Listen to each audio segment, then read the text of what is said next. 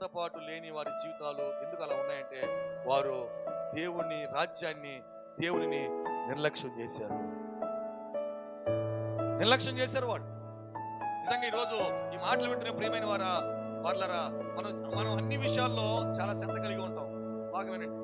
తినే విషయంలో నీ అంత ఇంట్రెస్ట్ ఎవరు, బట్టలు వేసుకునే విషయంలో నీ అంత శ్రద్ధ ఎవరికి ఉండదు.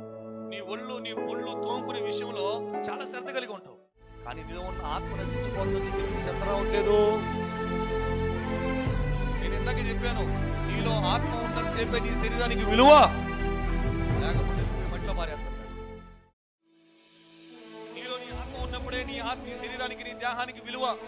కానీ ఈరోజు లోపల ఉన్నటువంటి ఆ స్పిరిట్ కి, లోపల ఉన్నటువంటి ఆత్మకి మనం ఎంత ప్రాధాన్యత ఇస్తున్నాం? అరే, ఈ దేహానికి ఇచ్చినంత విలువ లోపల ఉన్నటువంటి ఆత్మకి ఇవ్వడం లేదు మనం.